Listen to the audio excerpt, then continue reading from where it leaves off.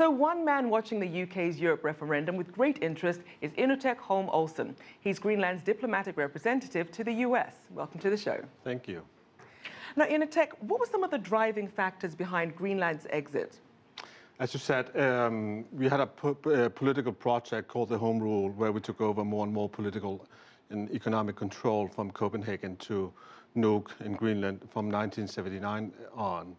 And as you said, fisheries was a big part of it because we wanted to develop our own industries and, as I said, take more political control of many different areas.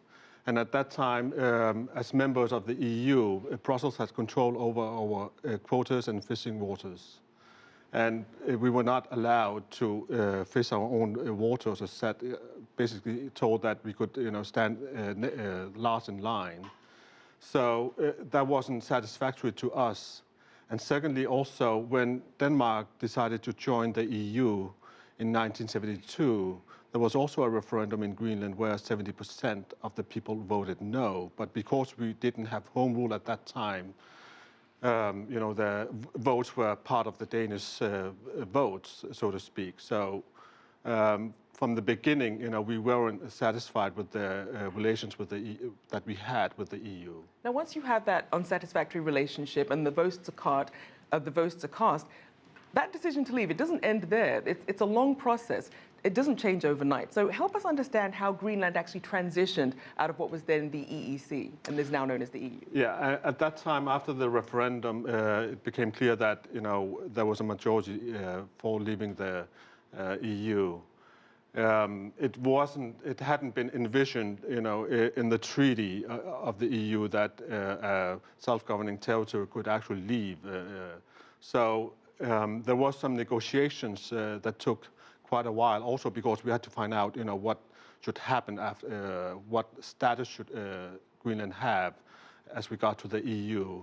And since, it was treaty-based, it had to be ratified in all member states, parliaments. So it took some time. And I mean, there was some difficult negotiations that, where we ended up with a fisheries agreement and where basically the agreement was that we should regain the amount of money that we usually got from the EU, while we gave EU fisheries some rights to the fisheries in our waters. Now, Inuuteq, as you look at some of the benefits of leaving and you look back and see how the country has progressed, what would you say are some of the main benefits?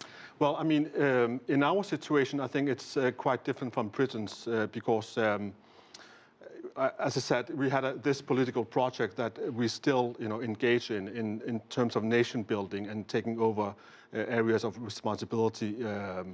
And I mean, we're very different from Europe. I mean, we are different people. We have different language, a different climate, and so on. And so it's and